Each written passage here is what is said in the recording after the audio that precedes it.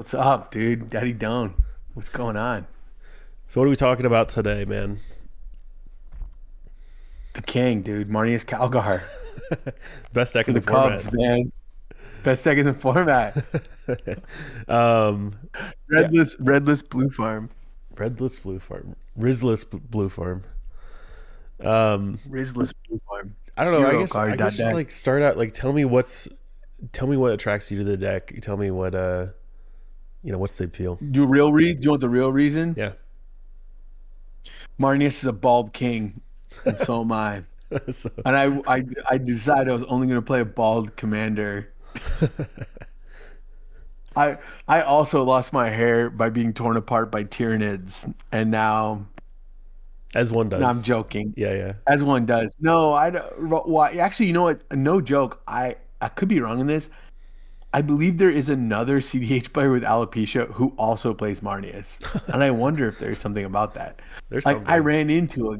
There is a guy. I don't. Well, I can't remember your name, but there is another alopecia king out there. Plays cEDH. I believe he plays Marneus. Oh, nice. Um. No. Why do I play Marneus? I think it's.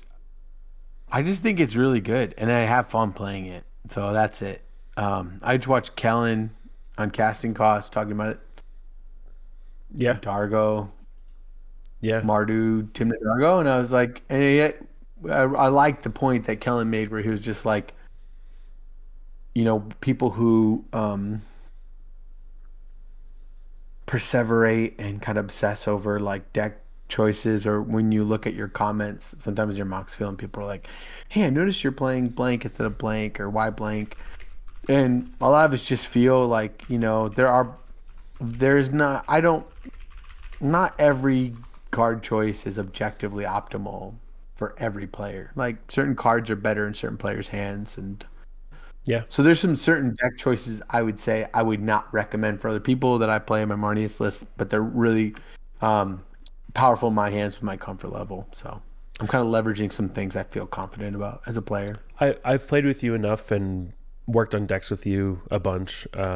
Not to say that like I've True. built decks for you or anything like that, but we've talked and we've, like before we went to Cradle, we are up late, working on a deck and trying to make a deck work, come It was together and stuff like successful. that.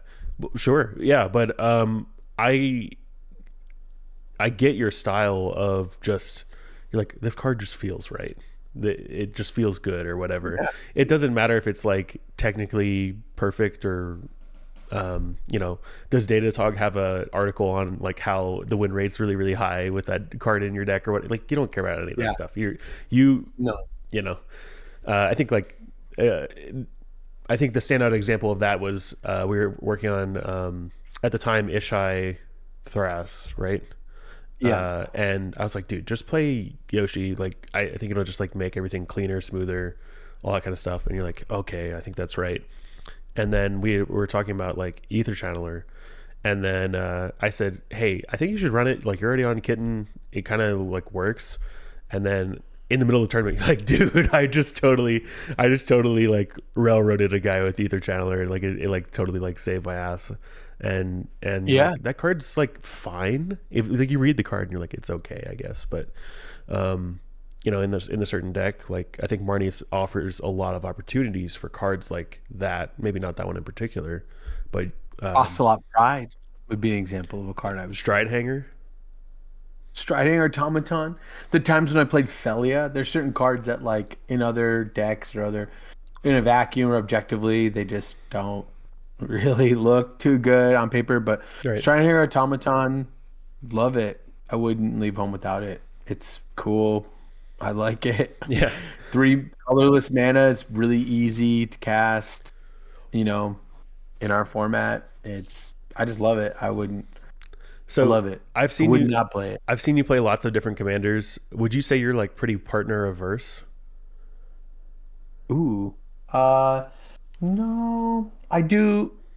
I mean, my partner, I'm partner verse, just in terms of like, well, I do really like Thrasios. I know people don't like him, but I do. I think he looks cool.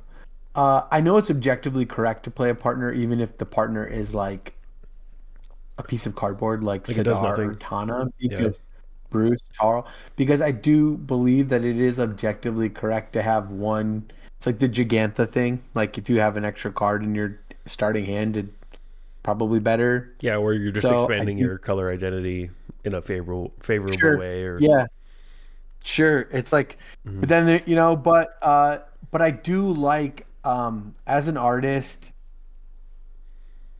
I do like I do like creating like aesthetic problems or conceits or deck building constraints that those things because I have something to rub up against that kind of constraint or discomfort for me spurs creativity. And I Mhm. think I get to creative places I wouldn't if I was not kind of like uh, inconvenienced by a certain deck building conceit or prompt or it's like when I was a little boy, I would like try to draw something and I'd be like kind of frustrated with how it was turning out. And my mom would just be like, all right, if you're drawing this like Brontosaurus or Brachiosaurus, she's like, all right, you feel stuck. She's like, she took a piece of paper for me and she gridded it out so that there was like 16 squares on a piece of paper. And she was like, I want you to draw the Brachiosaurus 16 times, Yeah. but just from a different angle, a different point of view from like a different dinosaur. She's like, let me know what like a little like Rhamphorhynchus would look like looking at the Brachiosaurus. What would the Brachiosaurus look like from a pterodactyl? What would it look like? And then it like opened me up because I was like drawing it from different perspectives and different angles. So I think that, and then I got somewhere interesting where I wanted to be in my drawing. I feel that way with cEDH. I will say, am I partner verse? No, I am five color verse. I hate five color decks. I've Yeah. never played a five color commander deck, and I don't want to. I think it's so dumb. For me, Yeah. it's probably great for someone else, but some of my buddy like Nasty Nate, he's like, "What about Kenrith?" And I was like, "I wouldn't touch Kenrith with a 10 foot 100 foot." Yeah. Yeah, dude, So no so I way. think Because one of the hardest things to do is be creative in these like partner shells or these like high color shells because you're really creative with like your card slots and really not the archetype or not the deck because the deck is probably figured out for the most part and like sometimes we see unique things like after the resurgence of TNT and then like now we have Rog Thras, Yoshi Thras. Now we're seeing like TNT builds that are now we're seeing TNT builds that are like starting to emulate that like cradle farm strategy, which is kind of interesting. But it takes so long to iterate on those things, and it's pretty hard. And even with that like quote creativity, um, there's really nothing like crazy happening there. But you see these commanders like Marneus or Corvold with like the new landfall build of Corvold. There's just a lot more interesting things going on. I totally agree. 100% agree. And I think that, you know, I want to play cEDH because I want to be competitive. And if I'm like using too many colors, like four plus colors or five colors, the deck kind of builds itself. Like I can't be that much of a coper Yeah, where I'm gonna like not play like into the flood maw like I have to. But if I dip into every color, like there's just like you can't play green deck and not play Birds of Paradise or not play Finale Devastation. You're gonna play white and not play Smothering Tithe. Like that's the problem. And I yeah. think that if you create aesthetic problems, you can bring cards into the format and into like I think, as someone who's been a forward facing person and like I don't know if I'm a content creator, I create shit for cEDH, but You create good stuff. You don't I create have shit. You create good no, I stuff. create shit I know. stuff. I create I know. stuff. I meant Yeah, I that way. know. But like I create stuff for cEDH, and I will say I'm trying to pull up my list, but like I don't I'm not afraid of sounding like haughty or something, but I've definitely brought cards into the format. You have too. Yeah. I think if you're anyone who like creates things for the community and wins games and performs, like people look to what you do. Like there's definitely cards like I feel like I know for a fact there's cards I've popularized or strategies. Like and they might sound crazy, but at the time, like 3 or 4 years ago, like it was outside of the box to play Tezzeret the Seeker or Smothering Tithe. And those are cards that are like staples, I would say, in certain strategy. I mean, Tithe is a staple, and Tezzeret's a staple in I strategies. mean, regardless of what commander you're going to play, like good cards are good cards. I think even let's say more fringe decks like Thyme probably play Tithe because it's good. You know, like if you're But it wouldn't. ignoring It didn't for a while, though. It didn't for a while. You know, there's still some maybe times where you yeah. wouldn't play. But I'm saying that the I agree, but I'm saying that by building a prompt or an aesthetic problem of like limiting your commander like 2 3 colors or not playing 5 color or like opening up the door of optimization into like all the colors, it allows you to dip into these weirder things. Like I think if I was playing Kenrith, I might not have found Stridehanger, but recently I found a Stridehanger list that was running Kenrith, was running Soul Trader and You're talking about Kenrith that's running all these Stridehanger. things. Yeah. Yeah, because with Kenrith, as you're creating the infinite mana, you can use the Kenrith ability to gain the 5 life, and it wins. Oh, that's cool. But I feel like Kenrith might not have gotten there on its own because, in a way, you are It's kind built of on the back of your innovation, or these yeah, other lighter, or smaller meaning like decks that are. yeah, these smaller decks like the right, like a deck like Corval can benefit from like the Brewers and like the Chatterfang space. You know what I mean? But a deck like even a deck like Blue Farm, like Jason's Blue Farm probably benefits from Brewers and like the Dahada and the Corval space that are really doing some like ambitious stuff with like Rain of Filth or or something. And I think Storm that Kiln Artist, or sure, right, yeah. exactly. So that's the kind of cool stuff. So personally, just following my love of the game, I find myself in those spaces. Those It's a weird lower colors. ecosystem where these like 2 or 3 color decks, they run mostly good cards, and then they have these like flexible slots where they have like what, I don't know, five. Mostly good cards. Well, yeah, but you have like 5 to 10 Oh, you're cards right. where You're right. you're like you can run whatever you want. And if it doesn't work out for you, Yeah. like that's one thing. But if it does work, then people start to go, that's like pretty good, you know. And then Right. that I that do it. You do it too, right? yeah, yeah. But I think we're both like 3 color enjoyers for the most part. We enjoy it. Like 100%. 3 color just feels like really good. It feels Oh, tight, yeah. but it also feels flexible. Yeah. And then you get to 4 and you're like, okay, why am I just not playing farm? And you get to 5 and you're like, Right. this is just like a pile of shit. Like it's Right. And then again, this is not objective. This is just a taste and a feel thing as a player and a brewer. yeah, That's exactly. it. Yeah. So like Do you want to share your there's plenty of reasons. I've got your list here, but you're not gonna be able to see it if I pull it up. Okay, I'll pull it up too on my side. Do you Yeah, want me to can look you at it? screen share through Discord? Yeah, let me do that. I'm sure I can do it. You tell me how. You can cut this out. But, No, no, I'm not cutting or anything maybe out. people will be charmed by my stupidity. I think I can do it. Let me see if I can do it. I'm gonna go to my camera. Oh, here it is. Share your screen. Yeah, but just share that window, I think. Okay. And then Should say like what do I application. do? Oh, application hit and should I hit entire screen or oh here I can do this share screen. Did that work? I think so. It's getting there. It's loading. Yeah. Yeah. There you go. You get, showing up. Yep. I can see it. Awesome, dude. Okay, cool. So this is my list. Shout out to Dude's Loot. We got Marneus.gg. This is it, man. Yeah, we'll link that in the description. But literally, if you just type Marneus.gg in your browser, it takes you here. It's kind of crazy. I'm gonna do that with I the just wrong site. I realized gotta do it with the wrong site. bro, the deck description just says this deck is sick. All right, tell me about the name real quick. What is the name? I don't get the Ballad of reference. William Tecumseh Sherman. Yeah. William W.T. Sherman, Union General. I Mm-hmm. just thought it was like a cool. I have a background as a writer, and I just Sure. thought it was like a funny name of like.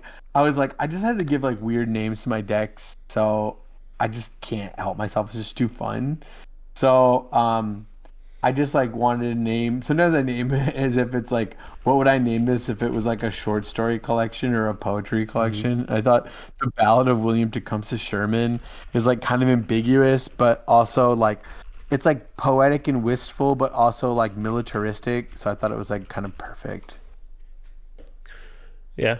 I mean, And it I just think stuck. I like it. It's if anyone funny. like started lore dumping Marneus Calgar and you'd be pretty like be like, oh shit, like this is cool. Yeah, dude, He's I got know quite nothing the about story. Marneus Calgar. I've listened to some YouTube videos about 40K lore, and it's super cool. I don't Yeah. know anything about it, and that's kind of cool. That's another thing I kind of like about playing Universe Beyond stuff. Um, just like this sounds, super whatever, but like I'm sure you're like, I think we share this too, and I think we share this with like Eric Taylor, the core vault player. Hmm. I really do like. I'm like kind of a, I love like the some of the Japanese deck building. I know you Yes. like looking at some of the Haruya lists. I love doing it. I really like some of the stuff they do in the legacy space. There's a lot of cool like there's a deck in the States or in the West that's like not that popular in legacy. It's called Tesserator, but it's like way more popular in Japan because a lot of the innovations in this kind of like uh Esper or Demir like artifacts shell, a lot of it is like weird universe beyond cards like Jetstream and like Kothaped Swarm and like these cards from like 40K and like Transformers. And I think some people in the West, because of they're aware of like the dissonance of like the universe beyond like IP stuff, they like don't play the card. Do you Hmm. know what I mean? Yeah. Like somehow that affects the deck. Like if there was a really good card, it did the same thing as Ristic Study and it was green, but it was called like fart swastika, like no one would play it. It's called excuse me, sir. It's called Runic Armasaur, and everyone should be playing it. But imagine if there was a card that just had like a super toxic name. Like the card was called like Saddam Hussein's penis, but it was just jeweled lotus, and like no one would play it. Yeah. They probably would for the memes, but you get what I'm saying. Like the like somehow like the naming and like the IP stuff makes people not want to play the card. And I think that's like something I loved about the Japanese is like they'd have a deck that's like full of like They it's just like, don't oh yeah, care. it's got like a They just they do just don't not care. care. Yeah, They're like the card has right. an They're just like, effect. I'm It gonna is cast a powerful. tutu, My Little Pony, and I'm gonna saddle it. So the deck, I always would love looking at these like really cool like Tesserator lists, where I'm like, Hmm. yeah, this is objectively correct and creative, like, and that's why I kind of liked playing Marneus because like it's like a 40K card, and I found a lot of the people building the deck like loved 40K, and I kind of wanted to build it because I knew nothing about 40K. So to me, he just looks like a bald robot guy. So that's all I really know about him. He's an Astart warrior, and I thought like Astartes. I thought like Astart sounded funny. I thought of like an ass and like tarts. It just sounded funny to me. Yeah, So like I wanted to play the card. That's it. dude, That's really you can't really Cavern of Souls on human with him. That's kind of cringe. Bro, you already know I fucked Yeah. that up in a tournament. I did. I Oh, did. I did you because I actually? thought he was a human, dude. I put Gafford on human Oh my and god. tried to cast Well, Marneus. you just Dude, put I Cavern on love human, cast him anyway, and like I don't think anyone's gonna say most anything. of them. Well, I will say though, I gotta say, I love being accountable and making a mistake in a high stakes scenario and being held to my mistake because you won't make the mistake again. So I'm always like Cavern on Warrior. And I'm like trying to leverage Warrior now and be like, what other warriors do I have? It's kinda cool. Yeah. That's a good mistake to make. Um. I don't want to So I kind of don't know where to start with this sort of thing. I did want to go mention ahead, man. before we move on from like the creativity, and you were mentioning the Japanese scene. I want to Yeah, tell like a quick like anecdote. When I was please. looking at Rongsai or Rogsai, and I had initially innovated a little bit with like Waste Not and Artist Talent and stuff like that, and I was playing that, Cool card. and that felt really good. But then I started like I was like, there's got to be people just like running interesting and unique things out there. And of course, like the Japanese scene came up. And what I found was a person who's pretty successful But he was like winning maybe half of his games, like losing the other half, but like really not drawing any games. But he was playing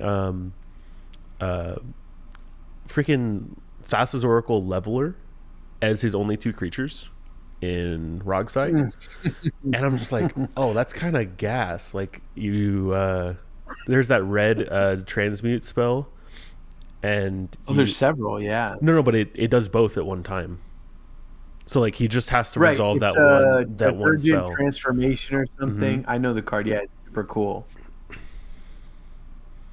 Yeah, and I was just like so impressed by the balls that you have to like run that in tournaments and Oh actually yeah, like do well. So I'm thinking to myself like, maybe there's more flexibility to these things than like North American players are willing to totally. accept. I think you wouldn't have Lands, Lumra, Lands, Corvald, or a lot of the Glarb list.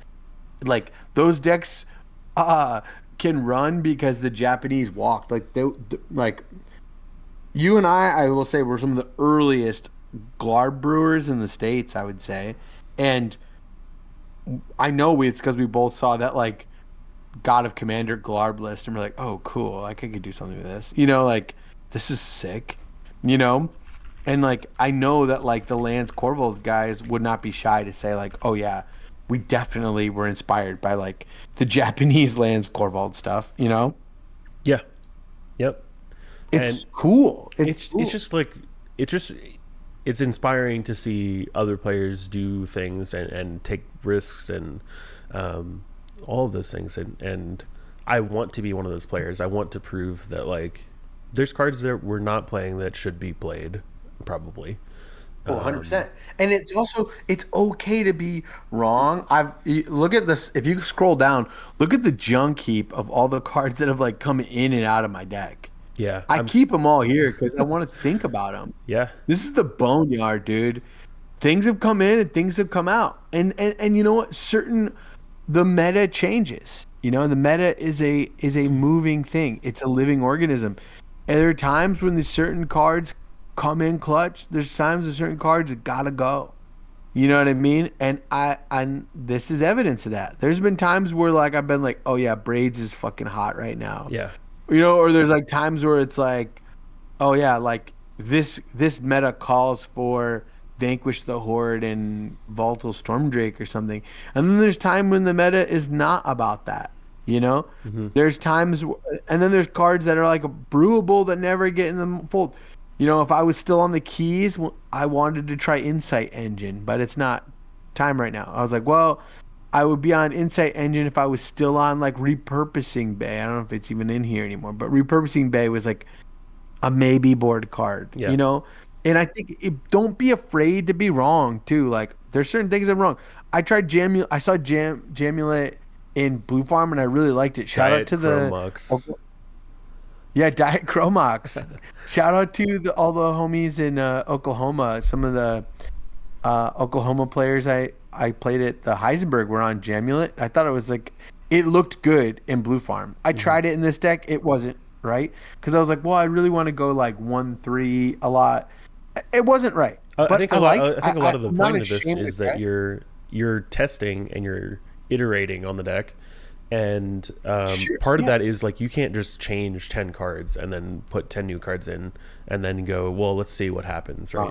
You have to kind of one for one cards and then go like, well, let's see how it feels after a couple games because it just there's Man, I really wish I had where I'm really looking for more of that effect. One second, let my pop in.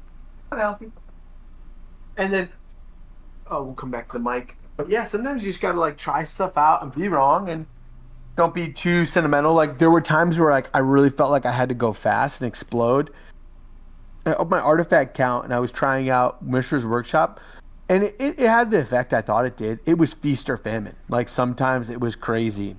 Like sometimes, and then sometimes it was so dead.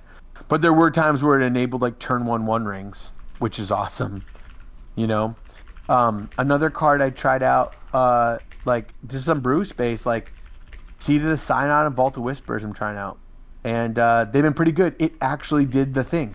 I had him in there because I wanted to up my artifact count. for Mox Opal, but also the mirror, beseech the mirror.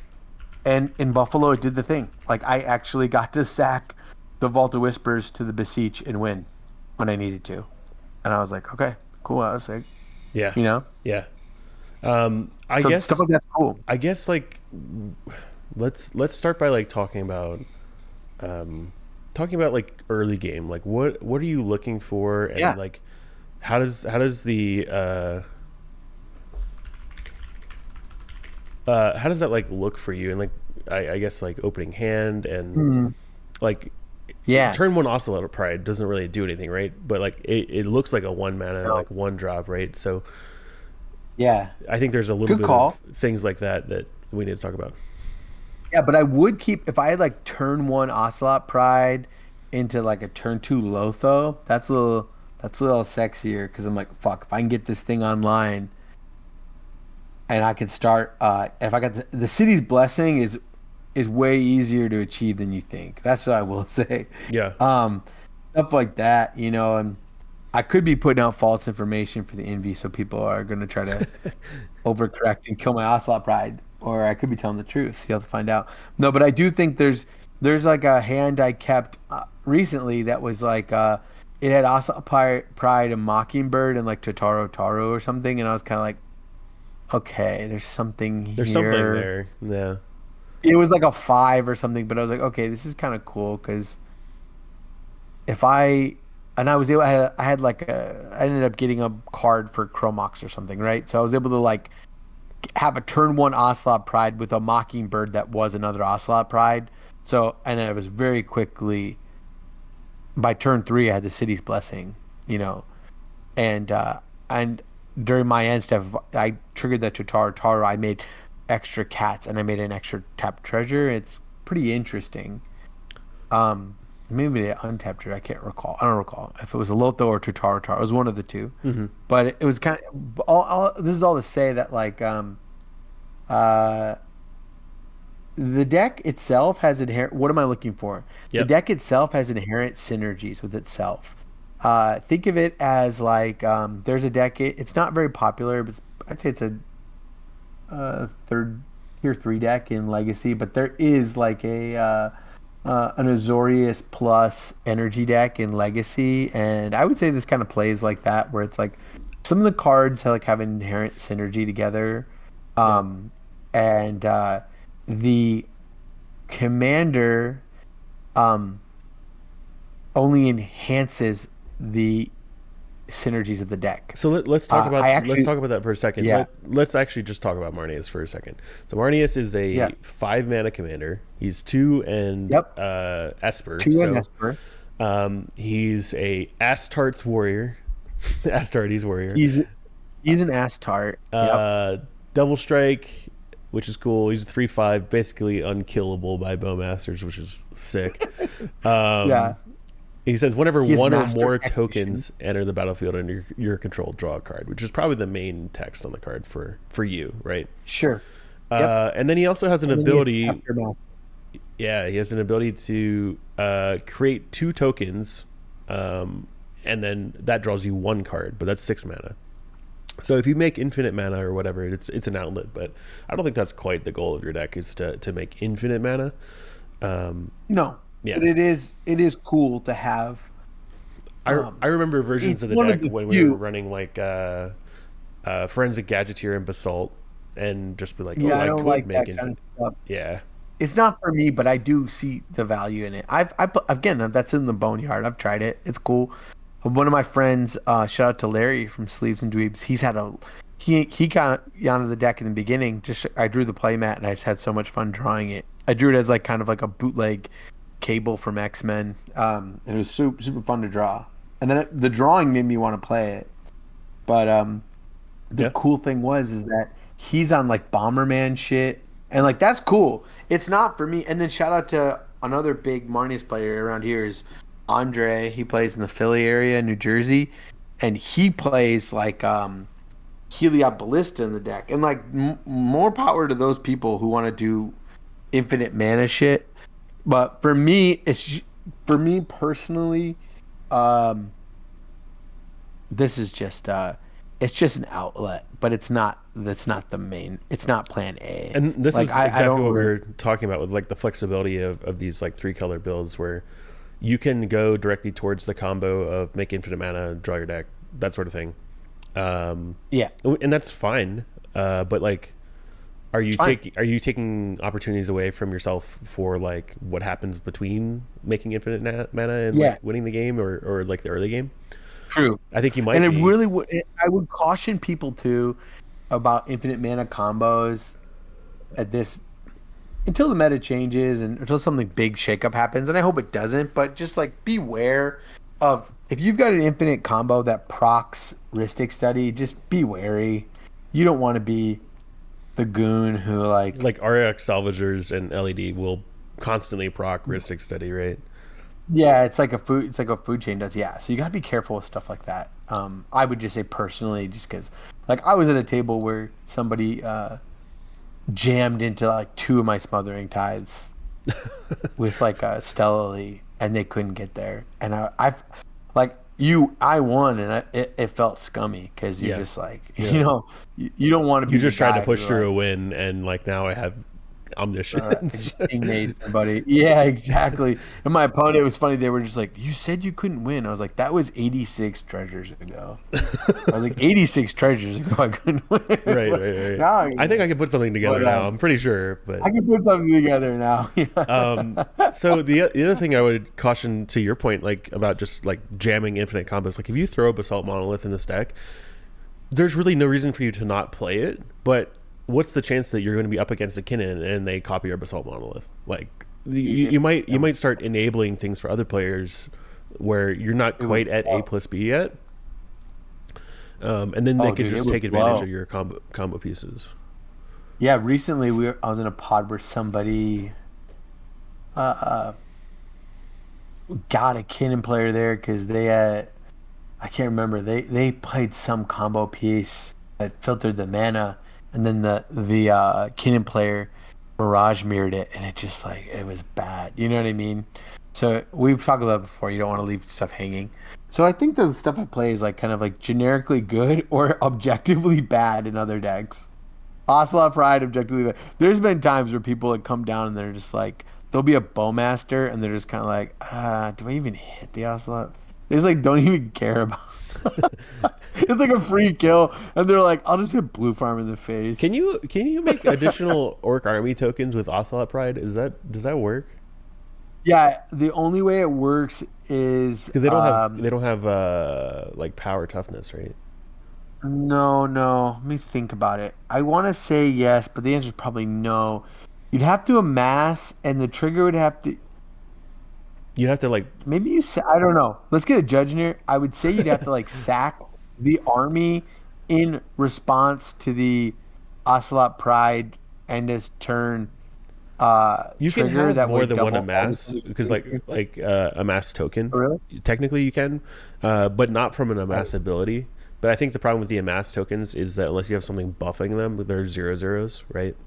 So like Yeah, I'm not really it sure. just The one thing I'll dies. tell you is this though, Logan, is that like I know that like you need the treasure. If I go to my end step and I made like four treasures with Lotho, right? Every player procced it, right?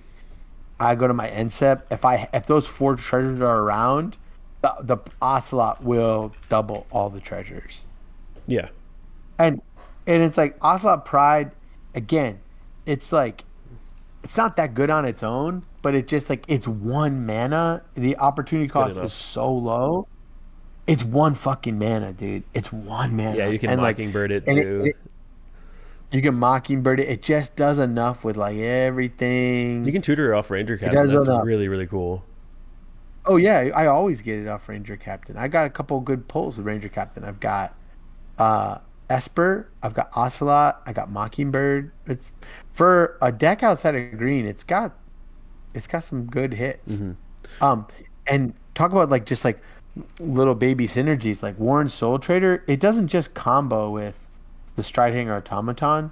Like sometimes, like you just start sacking cats for mana, Yeah, and if you got Marneus out, every cat is a mana. Every cat has a card draw, and every Warren Every, Soul Trigger every activation has a bowmaster's card trigger draw. is Yeah, you so make this the is army, actually you sack huge. the soul trader or sack to soul I know I trader, don't make the really want army. to say this in front of everyone before Envy, but I'm just gonna let them know. It's so cool. So we this came up playing with shout out to Jason and Jay. We were playing where um, the Fairy Mastermind, everyone draws. There's a tithe out. It and I have Warren Soul Trader and Bowmaster too. Everyone draws with Fairy Mastermind, which triggers the Bowmaster, and in response to each Bowmaster trigger, you can sack the Bowmaster to sack the army to Warren Soul Trader, so that every time it will amass, and every one of those will proc your commander. Do you get what I'm saying? Yep. It really feels like a deck I like in the meta, and not this meta, but I've liked in the past, where like some of these like in 60 card, some of these like I really like some of these like 60 card decks in Modern and Legacy and even Pioneer that are like Mardu Sack, even like Esper tokens. You know, these decks are really kind of cool. They're fringe decks, but they're a lot of fun. Yeah. There's decks right now that are playing Orcish Bowmaster, Voice of Victory, and Ocelot Pride, and Mockingbird. You know what I mean? They're on the fringes of the format, but they're super cool. So Because I guess like going back to Marneus, we had talked about like there's that kind of like make infinite mana versus like I would say you're more on like the grind plan, like you make overwhelming value and then 100%. you're able to close the game with Marneus just by like making additional tokens and drawing cards and stuff like that. Right. At what point are you like looking to play Marneus? Because like if you just play Marneus, if you turbo out Marneus, you could Rarely. like you know what I mean. It's not. I don't think that gets you there. Yeah, I would cast Marneus when I have a ton of. Here's the time I cast Marneus: when I've cloned a Derevi and I have nothing to do, and I'm untapping a mana vault, and I'm just using the Derevi triggers to make ass tart warriors. Really the Marneus is just like if Marneus like it hits the board, it's already over. Yeah. It's funny. I actually like I sometimes I play Marneus the way I would play Tevish as like a distraction. Like it's pretty wild how many people are like, "Oh, we gotta kill the Marneus." Like start putting the Bowmaster triggers on the Marneus. We gotta kill the Marneus. Can you get an answer to the Marneus? And that's one of those times where like I don't like ham it up or anything, but I don't dissuade them. I've And played maybe I'll against your. sell it a little, and I'll be like, "Ah, man, I don't really want to lose my commander," but I'm thinking like, great, like I don't give a shit. Yeah, You know what I mean? Like I've it's played not against that big a you on deal. this deck multiple times, obviously, but I've also played against the regular like Marneus kind of combo list, and it's almost more concerning when you're playing Marneus because I know that you're either like kind of deflecting or like you don't really care because like you probably already have enough mana or whatever to play it again, or Yeah. you already have kind of like what you need. Whereas like with the Yes. combo list, I'm like, okay, I know what they're trying to do, and like if I just remove Marneus in response, or if I just counter their combo, Right. like then we're cool, right? But I know that if you're 100%. playing Marneus, I'm like, oh man, like Marneus is not the It's problem here. already It's over. it's like the 10 pieces you have on board that are like, yeah, Right. it's already Death by over, 1,000 right? cuts is kind of the deck I like to. I really do. I agree with you. You're 100% right. Yeah, I mean, I'm embarrassed to say that out loud, but you totally sized me up. I really do think Marneus is like a distraction, and I let the perception of Marneus like in the zeitgeist kind of dictate. I let it do some work for me. I hmm. really do. Like, I like That's not I to like it's not to that say that you're Andre. not like using it correctly, but like it, I think there's just you've already set Oh yourself up yeah, where you're such a good player that you if you're playing Marneus and it gets countered or if it gets killed or whatever, you're like that's not the end of your game plan. That's not. no, and I'm kind of yeah, and I will kind of ham it up a little bit. Be like, I need My my commander's not Marneus, even I'm gonna out. help interact. I'm behind Draneth. I can't do Yeah, anything. yeah. Like, oh no. But I really don't care that Would you much, mind zooming out a TBH. And little you're right. You are right. It's totally true. You mind zooming out a The little bit? Mornius Calgar is like kind of a distraction in this deck. And he really does just like it's just like pouring gasoline on what's already happening. Yeah. You know what I Yeah. mean? And I've learned actually, we talked about play styles that we like. Like I would say this is an example of innovation. I really do feel like I brought Warren Soul Trader and Stride Hanger Automaton into the format. Hmm. I don't think that's like I don't think that's like braggadocious to say, but I definitely yeah. There's probably some guy somewhere who played it before me, but I really do think I popularized these cards, but not because they're objectively good. As I said before, they kind of suit my play style. I play Yawgmoth in Modern, and I love Yawgmoth, and I like playing real patient aristocrat stuff. Like I don't think Sephiroth is like objectively correct, but in my deck, I really like it. Yeah, So, I I, encountered I, that card in another deck somewhat recently, and I was like, "There's something here. There's like this card's pretty there's good." something there. Yeah, It's pretty cool. Yeah. In fact, recently I had the Warren Soul Trader out, and I had maybe I just tried Hanger, and you can be patient. You know what I mean? Like I had like you're pretty close to winning. Like 36 life in these two out, and I put the Marneus on the stack, and it created this huge stack war over the Marneus, but it didn't really matter because like once everyone was out of everything, then I kind of like sacked an Esper Sentinel and popped off with this, and I had enough mana to like recast Marneus, dig through my deck, cast Sephiroth, and win. Do you know what I mean? Like yeah, it was like a total distraction. Like, and you can this is something you can be patient.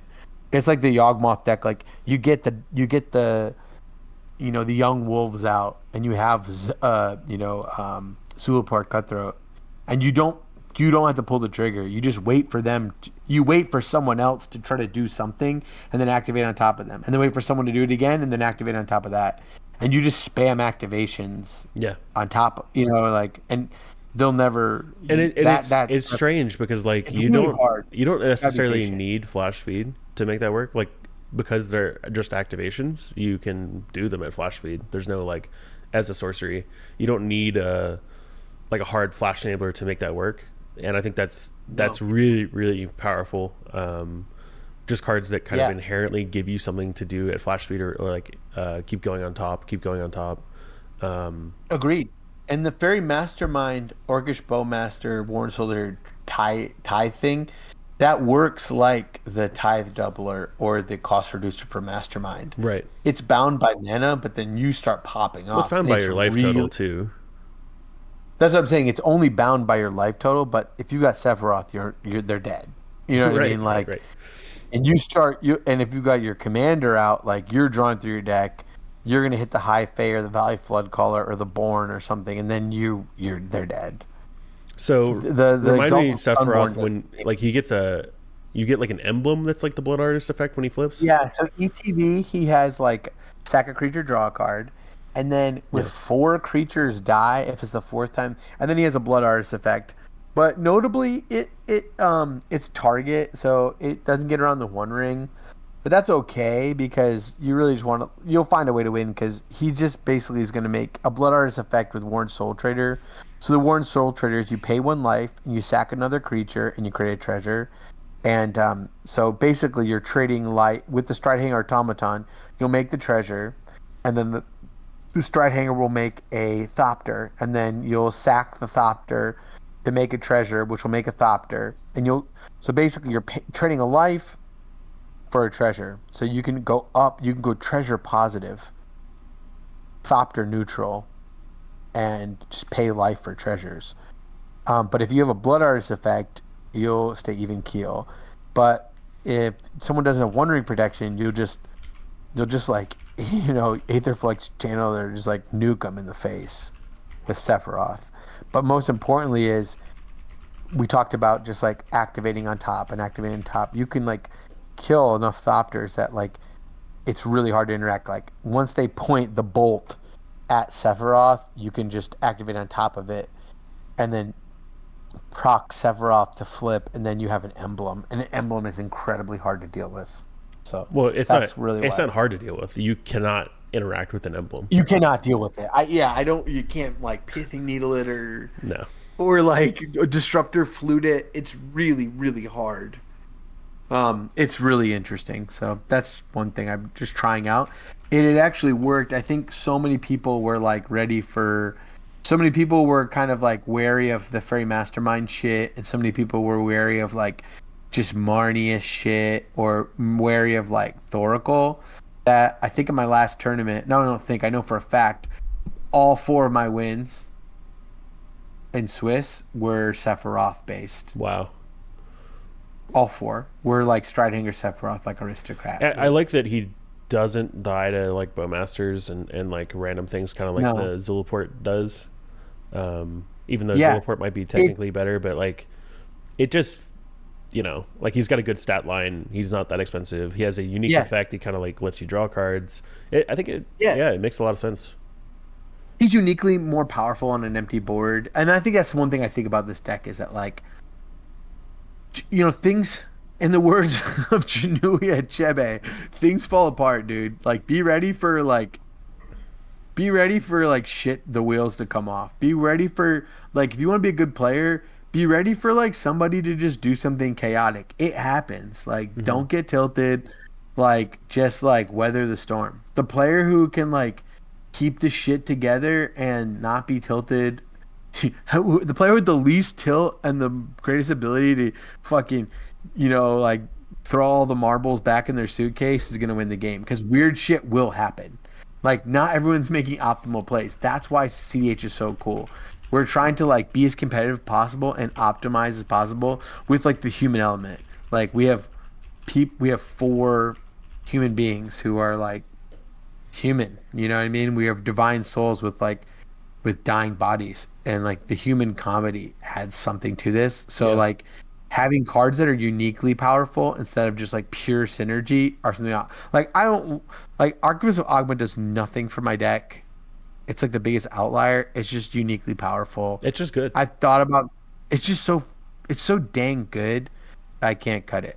Lotho is an example of a Marneus card because it's uniquely powerful and highly synergistic with the commander. I Tataru Taro, hold uniquely on. powerful. Lotho is a.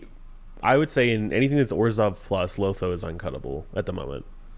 I agree. I agree. Right, I think but like Lotho is like Marneus adds to that, but its right. baseline is that it's an uncuttable card. Like I don't Yeah. know of any list, Ar- any good list that's not running Lotho in those So how colors. cool is it to play a commander that makes like an uncuttable card like bonkers? Right. That's cool. This card is already great. The commander makes it great plus. Tataru Taro is a good card. Marneus makes it great. Hmm. Ocelot Pride is a niche card. Marneus makes it fucked up. Um, It really he does. doesn't synergize at all. He Yeah. doesn't synergize with Esper Sentinel or Arc of Azagma, but they are unique. They are just inherently powerful. Exalted Sunborn is a card All I'm right. brewing. Show me this card. Yeah, I don't know what this card does. Yeah, It's new, right? Exalted Sunborn. Can you Did zoom? if Can I you zoom click out on a it? little bit? Oh yeah, sorry, I'm being a turd. I thought it was helpful. No, because Exalted if Sunborn. you just hover, like hit the three dots on that exalted Oh, here you symbol. go. No, no, I can do that. How Okay. about that? Exalted Sunborn. It's 5 mana for a 4/5 flying lifelink. Hmm. If one or more tokens be created under your control, twice that many are created instead. Okay, so So five you just mana warp it for the turn that you're like trying to do you something. just warp at the turn you're going, and it's a creature on the stack. It's hard to interact with, That's and that's it's cool. warped in. It's a 4/5. It's hard to kill when it's on the battlefield. So basically, um, Exalted Sunborn can like pop off with Marneus. It also pops off with um, Warren Soul Trader. It'll double your treasures Yeah, the turn you want to pop off.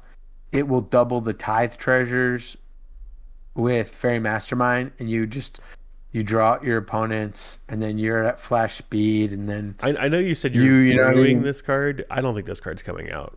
I don't. Yeah, I mean, I haven't drawn it yet, but it seems cool. I want to try it. It's I, just like the fact that the cheapest effect Logan we had before this was 4 mana. that It was was like Mondrak. um, Mondrak Glory Dominus or like what Anointed Procession, but Yeah, but Mondrak. You Mondrak play I think Mondrak because he's a creature. you play Mondrak as a creature. Yeah, Mondrak, but and Mondrak looks cool. It's like a giant anthropomorphic like like like It's just Phyrexian. looks like an old. Yeah, it's like a wheel. It's like the creature looks like a giant like spoked like wagon wheel. It looks like an Old Testament like a biblically accurate angel. It's totally insane. So that card's cool. Trust me, if I had any reason, I would definitely play that card because it's cool looking. But this and it has a cool effect where I you think I can think you protect really only itself. need like the But one this is so much effect, better. and Yeah, like like having it yeah. at 2 mana is just insane. And Mhm. then the ability to like not only have it at 2 mana, but it goes to exile after that turn if you just like you fizzle or you get what you need out of it, Yeah, and then you can cast have it it again. again, It's not cast it again. you guys again. Yeah. And 5 mana is not crazy. This deck makes a lot of mana, but dude, check it out. Sunborn plus my other card I'm brewing, Ashnod's Altar just wins Oh with your yeah. commander. I'm Yeah. not playing it for Marneus's like whatever, but this is a way to make infinite mana that does not proc fish or Ristic. Right.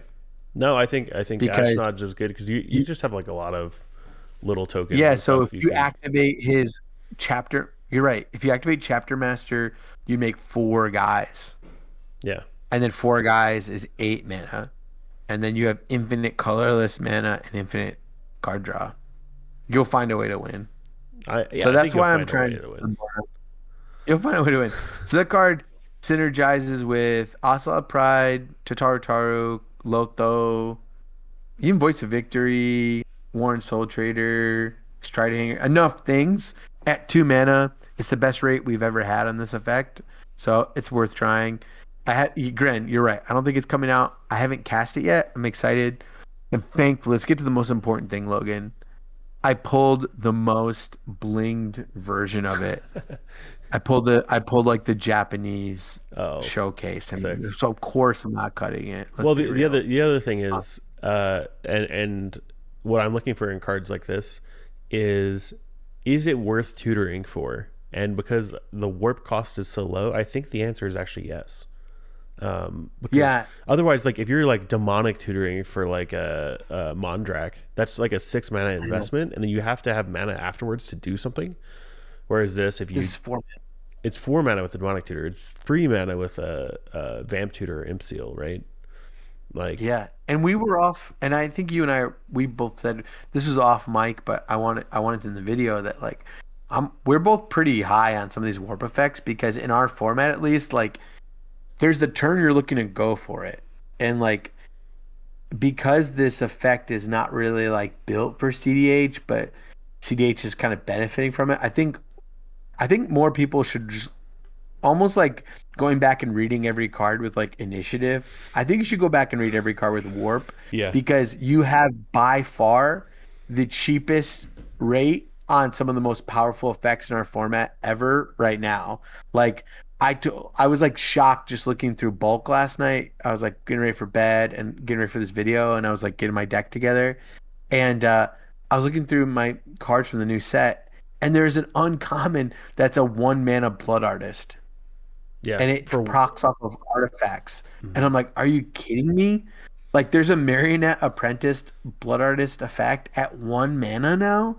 I think it's better than Marionette Apprentice because Marionette Apprentice just gains life. I think this like, or just drains or something. I don't know. But this is a true Blood Artist effect. It targets a player. They lose life. You gain a life and it's 1 mana. And then I noticed in red there was an impact tremors, and then you said in green there's like a Kodama one that like whenever a creature enters you make a robot, or a No, no, land no. enters you make a Land robot. DTB make a 2/2, and I was Whenever like, you it's get a it's a landfall, two you get a mana tricky effect robot. like that. Yeah, That's insane, bro. That's insane.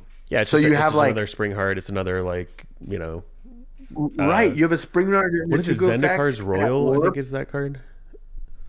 Yeah, but Zendikar Royals was a 4 or 5 mana enchantment. 5. 5 mana enchantment. It's literally Zendikar's Royal, but it has warp stapled to it for 2. Yeah, and then look, Exalted Sunborn is literally Anointed Procession or Doubling Season or whatever one of those expects. I don't know, more Parallel Lives or Mondrak on for 2 mana. Then you have Blood Artist for 1 mana. You have Impact Tremors for 1 mana. And the coolest part is they're on creatures, which are super hard to fuck with on the stack. It's I sent just you so that cool. card. Oh, okay. I I'll don't know if you look can right pull it now up on from your. Discord. Here, we'll look at it in Discord, everybody. Here it is. Oh yeah, I saw this. This. Okay, I didn't realize it was an enchantment. Okay, I actually saw this card. I thought it was a creature, but dude, this is an enchantment. So this is Zendikar's Royal, but you can warp it. Like, come on. Yeah, you just Is this power showing up corrupt on screen Zendikar's share, guys? Royal for Is this showing up on my screen share or no? no, because you just have that one window. If you copy the image link or copy the link, you can just paste it into the like a new tab. Okay, I will. I will just type in.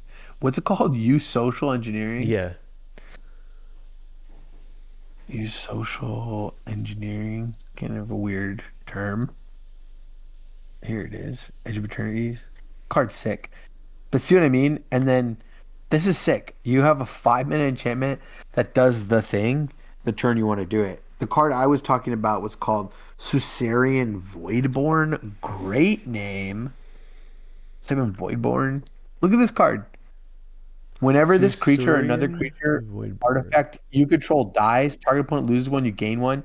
The targeting usually is a negative, but I think in the current climate it's actually a positive because it commits a crime, so it works with Forsaken Miner loops.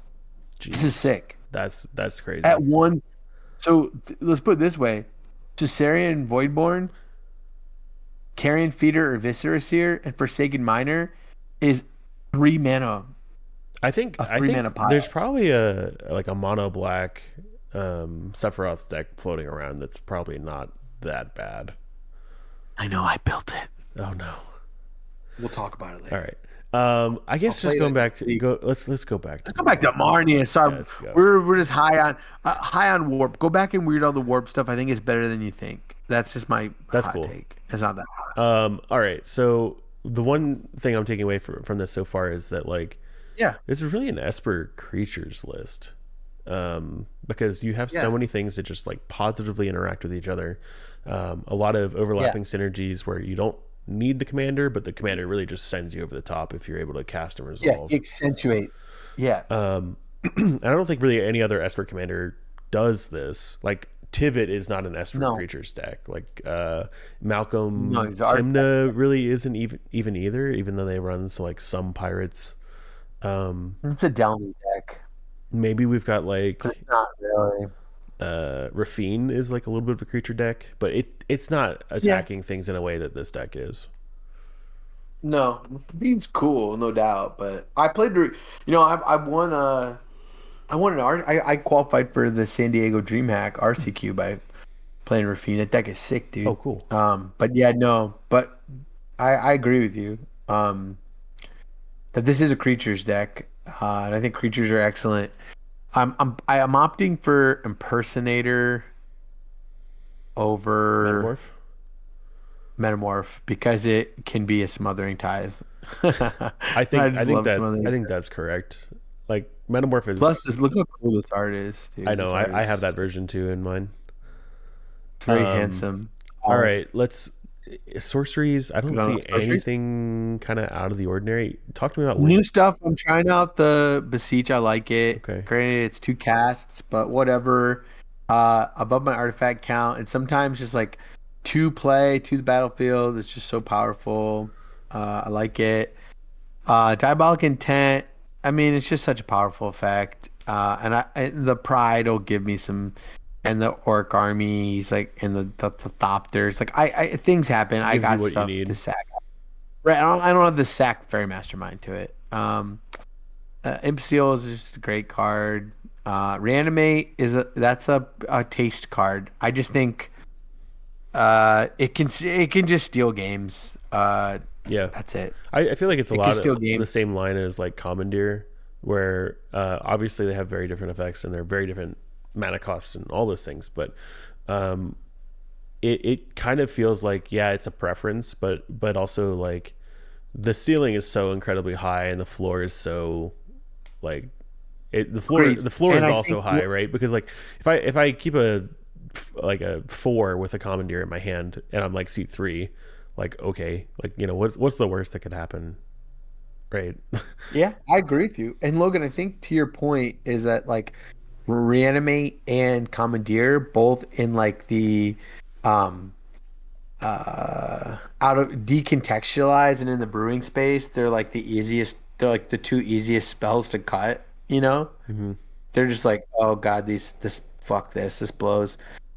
When you're trying to like put something cool in, you'll cut these cards, but they're it's because like decontextualized, they mean nothing. But like these are a great example of a card that just really is just like um powerful as a result of the texture of the game. You know what I mean? Like Well, you're so you creature want focused me to, too. If you're like OBM yeah, dies, you're like, okay, like let me try my OBM again.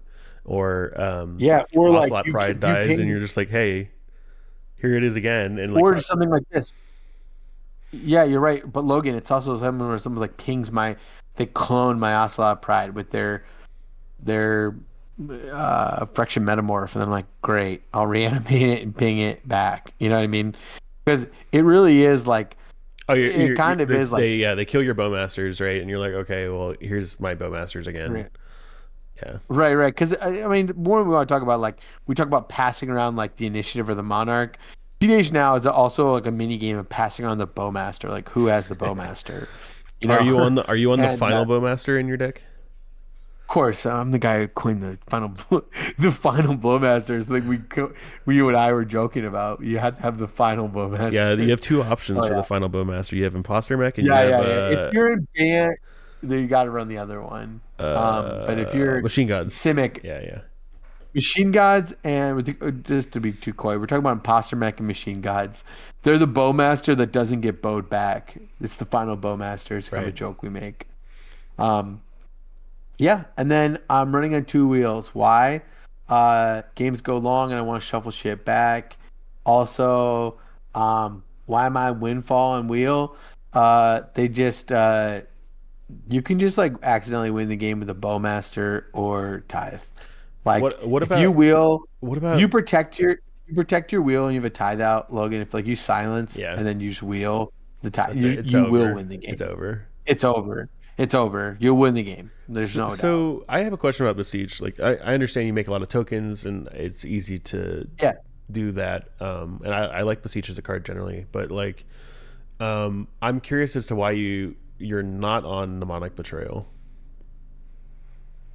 Uh, why am I not on meme bet at the moment? Yeah. It's the same reason I took Emrakul out.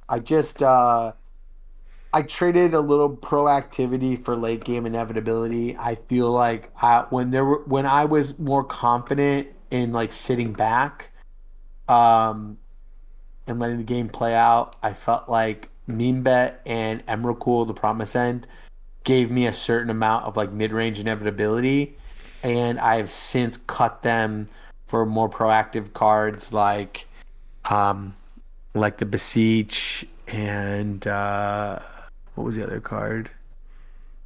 Might be Beseech and maybe Mirage Mirror or something else. Some stuff I've done that's just like kind of accelerating my own plan. Maybe it was mana. Maybe I added like Culling Writ back in. I could check the log, but it might have been these two. I would just say But that like what one thing I've identified here is like you have a ton of mana generators, right? And usually, yeah, there's a like card volume issue with cards in the yard with Mnemonic Betrayal early. Um, but even if you get to like turn three, usually you're gated by mana with Mnemonic Betrayal. you're right, you're like and I'm okay, I making can play. Yeah, exactly. Like I can play Mnemonic Betrayal. I can steal maybe six cards or something from the combined players that are worthwhile or like worth playing.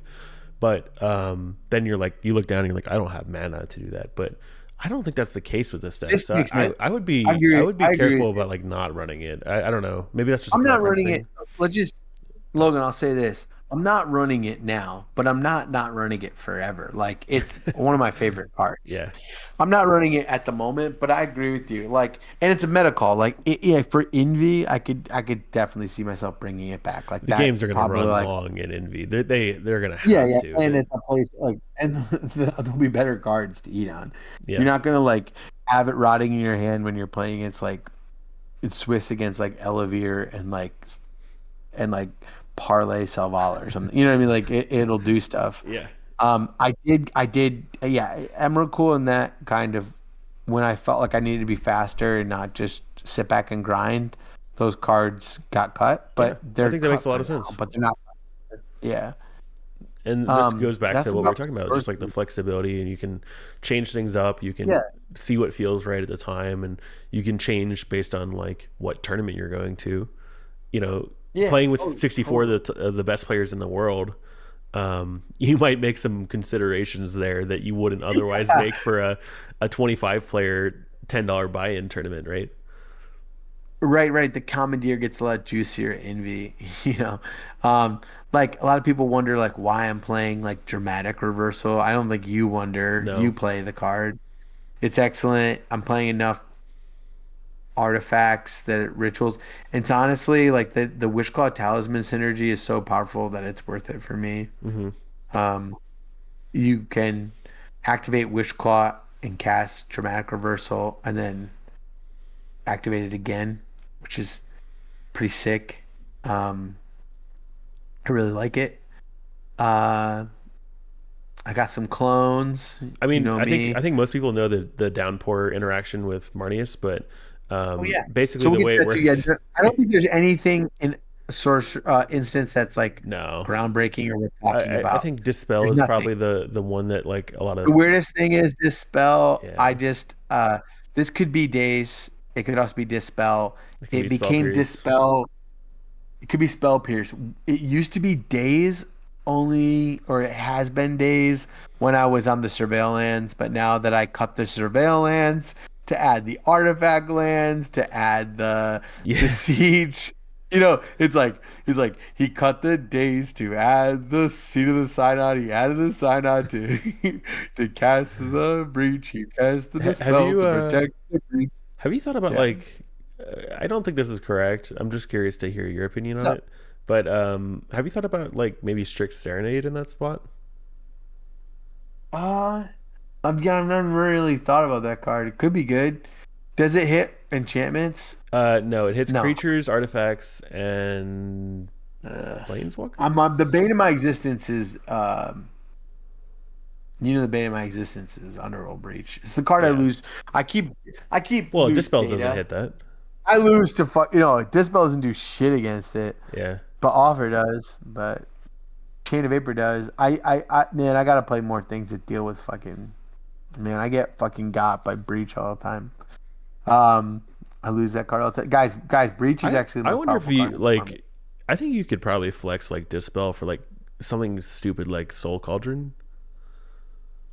Dude, this is why we are such good friends. I've been thinking when we were up here earlier and we were talking about the Soul Trader stuff.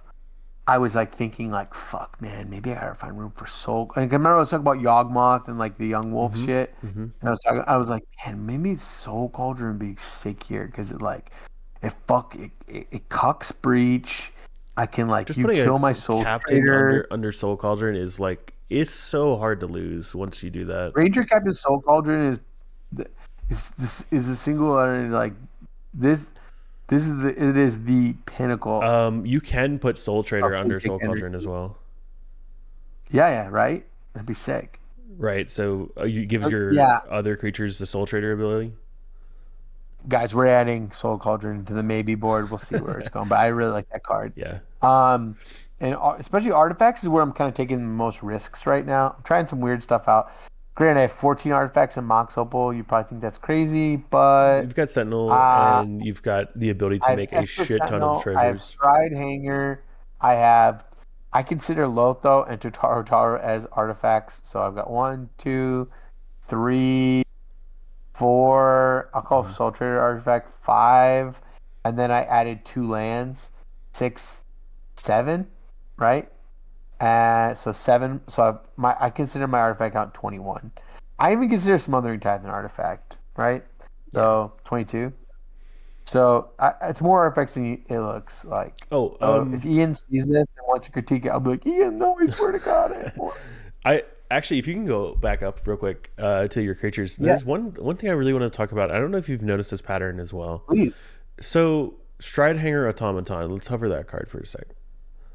Yeah. If you click the three dots on that card, go. Oh, you're probably better than me. Yeah, Okay. click Click three the three dots, and dots. then Hit there's a view card. view details. Yeah, yeah. There Oh, you go. sorry. Shit, I should have done this last time. That's all good. Um, This card is 649. yeah, What but the fuck? do you see what set this is from? It's from the Aether Drift Commander set. Right. But what I've noticed is every set we should as cEDH players be looking at the very specific commander cards that are being printed, like the new commander cards. 110%. Um, Because they always break legacy. yeah, Really? or they just do something broken that like because they're not being constrained to a design space like Yeah. modern or standard, etc. A good example of this is The new set. no Avendo Brushhopper. Tiller Engine. Oh yeah, It's like you're right. Tiller Engine was printed once, and like I don't know if it's Yeah. ever going to be printed ever again because it was in a random Dominaria precon that doesn't interact with that like in any favorable way, Sure. and it's just like wow, this card is you put amulet on a creature that's also a trigger, and like you can do really broken stuff like copy it and then have more of those things. Oh And yeah. um And Horizon Explorer in the new set, they really I think just like, Imposter Mech is also another another example of this. yeah, But I like think it is. these are really like quiet cards that a lot of people don't talk about or don't like Well look said. at. Um and Yeah, yeah, you're so right. this is Neon Dynasty Commander. Neon Dynasty Commander. But that It's was the six only print that was bucks. the only printing of it.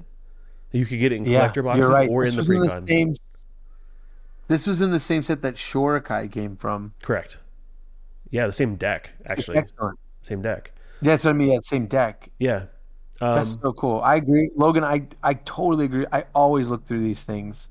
We joke, but a lot of these cards do end up like making a splash, like in Legacy Brewers, because they get ported straight into Legacy, yeah. and Legacy will end up like seeing like strange cards, like Broadside Bombardiers, like that Goblin card. Right. That was from like the pre-con from I don't even know what Ixalan or something, and it's like it's the most powerful thing you can do in like Red Stompy, and it's like from a weird Yeah. commander deck. I think A your good artifact point, package Logan. That's an excellent point. is really good as well. Like we were just talking about that, but I like that you're not on a lot of 2 mana rocks. You're on Signet, which is probably correct, and there's no like Yeah, 4 talismans and Felwar or no, 3 talismans and Felwar. Like it you doesn't don't feel need all good to that. draw. No, you don't A need to lot of people convert think your mana Mox either. Amber is hope. It's actually not. It's just like it's a Moxin, and I've got I've got Lotho, I've got Tataru Taru as a legendary, and that's enough for me. Yeah, Like you I've can got like Mockingbird two copy a creatures. Kinnan or something, and you've got Mox Yeah, yeah, and Amber. I'm probably and I usually do, and I'm prioritizing these. Like it's not going to help me for explosive starts, but It helps you like turn 2. You know, I'm very high on it. People don't like it. I'm pretty bullish on Mox and this Amber. is you recognizing your game plan outside of the fact that your commander costs Yeah, 5. Like you're looking at the play yeah. patterns in which you go, actually, Mox Amber is good here. Um, I think over 100 games Well, you can look at your I'm mulling for Lotho. You know what I mean? right, right, right. Like over I 100 like games, you can Lotho. look at your like turn 1, turn 2, and you go, how many of these games do I have the requisite legendary for Amber? And it's like if it's pretty often, then you Yeah, should run it. yeah, yeah, and exactly. And I would say like Mox Opal, I found that like yeah, like it did take a little bit of more juicing up, and like Mhm. this actually has happened. I've been like, oh hell yeah, the seed of the synod really came in handy. Like I'm like, dang, Yeah. it worked out. Have Like so you it. thought about like manifold key? I had again. I just You cut. just flashed me in Urza Saga, so I was wondering. Oh, did I? I think that was the Urza Saga because I was on both keys like last week. Hmm. In this, but why did I take that? I mean, but the chat log it tells it's because I wanted to try. I took out the keys to try the Sunborn stuff, which I like. Hmm. So I'm again. This deck is not. It's It's a in living flux. thing. It's like Yeah. a yeah. I'm moving stuff around. Like the Grim Monolith might go because I'm not in the No, keys. you can't do that. You can't do that. It is a colorless Cabal ritual. I mean, but I do Mana is like it, mana. and I Mana do like it. positive I do is like the keys. yeah. I do like the keys. The keys are really good in decks Well, that you've got run. One Ring, you've got Wish Claw. Yeah, yeah, yeah. And I'm on dramatic reversal, so Yeah, it's probably you're not the worst. kind of already on a key, right? But I was just saying, like, Yeah. I saw the Urza Saga, and I was like, There's yeah. a saga, yeah, yeah. There's a saga is definitely there. Okay, talk to me about Mirage Mirror. This is a Kinnan card, and you're jamming this into Marneus. What's going on? Why am I playing Mirage? I got a lot of colorless mana, and again, it's always like this is like I have Mirage Mirror for the same reason for like the Fairy Mastermind Tithe stuff. Like, I I want to be able to like, you know, when I'm doing like make the Mirage Mirror another make the Mirage Mirror another Bowmasters when I'm doing like the Warren Soul Trader stuff. You know, like there's like certain things where it's like kind of like the Exalted Sunborn. If I can just double an effect when I want to do it, Hmm. I can do some fucked up shit. Yeah, And mostly I want to copy Kinnan all the time. If I had a way to jam Kinnan in this deck, I would. So it's like it's another way to like it's an copy the interesting thing I like want when I want to copy it. you have a lot of mana, and it's just like an on-demand copy for that turn. When I need it, the turn Yeah, I need it. that's cool.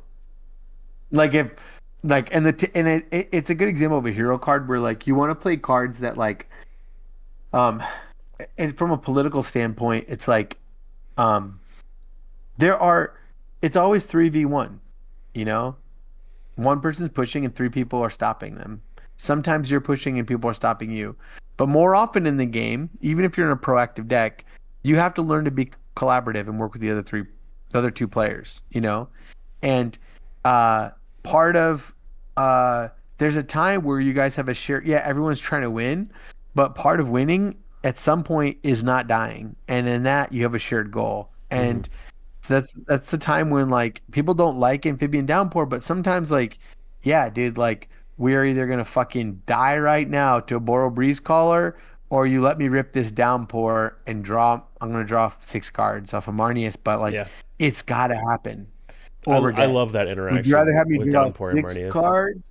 Yeah, Even though it because targets this your makes opponent's token stuff, copies. but it Yeah, creates you own the token token copies copies. that you control. Yeah, you control. Hmm. And there's a guy actually, I think one of my patrons, he's playing a version of Marneus where he is really maxing out on he might be on Breeze Caller shit and like, Oh the other yeah, card, because he's on Sarah Sanctum, which I think is just yeah. so cool. You know, he's playing like the enchantment maxing That one that with it seems like being a low downpour. investment, man. Like you, Yeah, dude, that's something I thought about. It's really cool. Early on when we were brewing this card, and like me and like Kev and like a couple of my friends, we were talking about the amphibian down. Like, is it a meme or like is it worth it? You know, the amphibian downpour with Sarah Sanctum. It could just be worth it. You know, because I was doing the Mishra's Workshop.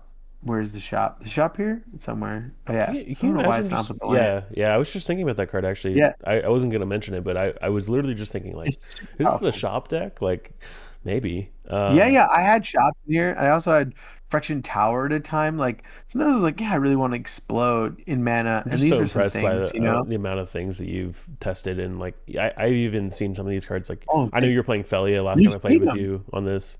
Yeah, You were you playing remember when I was Luris. on the retracting helix Yeah. stuff? You've seen me on Lure. I did like Luris LED shit with like kitten. Like, dude, Hmm. I mean, I'm willing to try some shit and be wrong. And sometimes I've really liked it.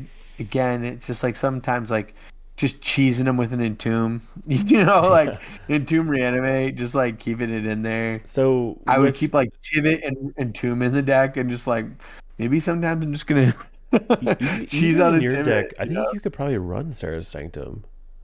Just like not even Yeah, put anything honestly, else. Like this is why it's a nice conversation. Yeah, you you just cut can like run. I Sea of can try Clouds out maybe. Sarah Sanctum. Yeah, I could try out Sarah Sanctum, and the other card I was thinking about trying out would be uh Sarah Sanctum and Oh, excuse me, man. trying out the Soul Cauldron.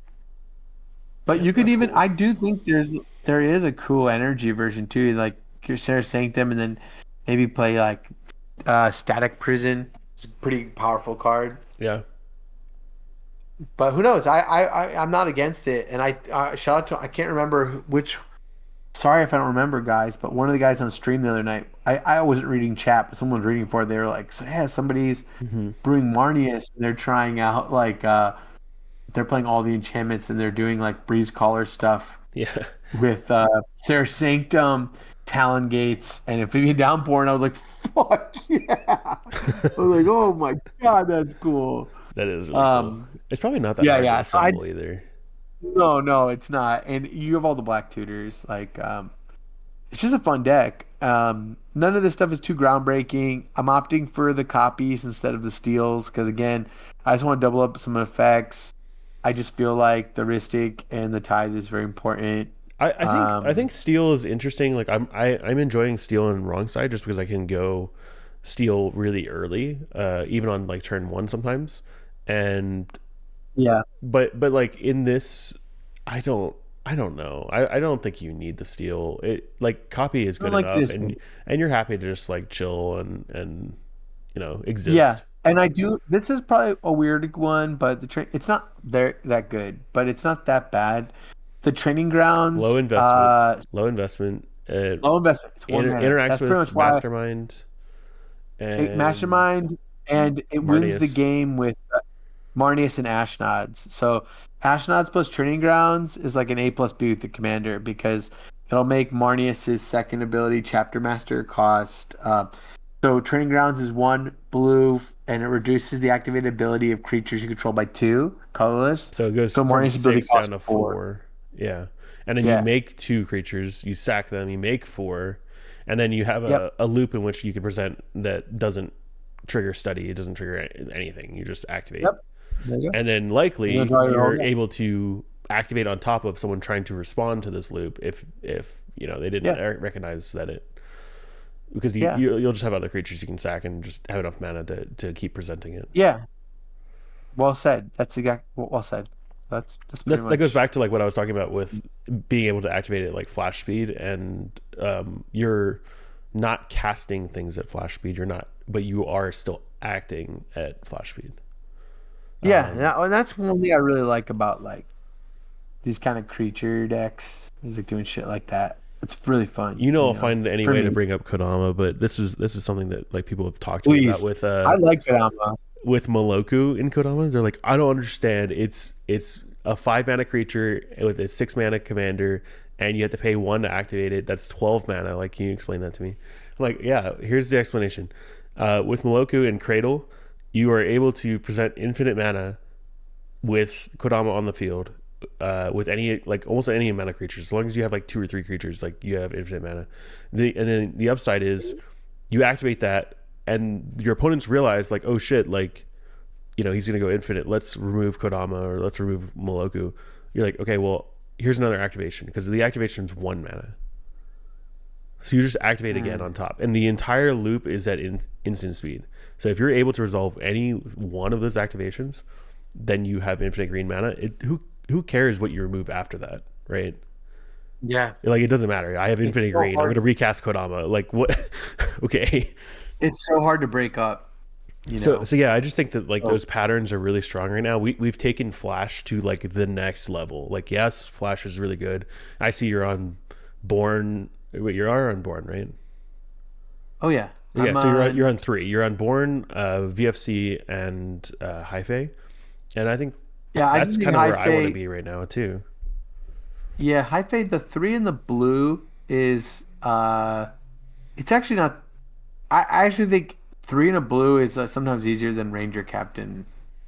Mm-hmm. 1 in that's what I think too. Like when people think like CMC and they see like High Fate Trickster or like Storm Killing Artist and they're like 4 mana, but I'm like 3 and 1 pip is sometimes easier to cast than like Grand Abolisher Not with only like is it your easier to cast, but like in some way it's more powerful because giving everything you have Flash, and then you're just like now you're literally as far back as you can go in your chair, going like, okay, give me a reason to Yeah. play anything, and like here's me untapping my lands on my turn and then passing the turn. Yeah. Oh, I totally agree. Card yeah, and this is speaking to the flash stuff. This is a super cool card that comes in and out of the deck. It's not in right now, but it could be in there at any moment. Is Teachings. Yeah. Like it's a bad land, but it's got mystical teachings on it. It's a crazy rate because 4 mana seems bad, but it goes two hand.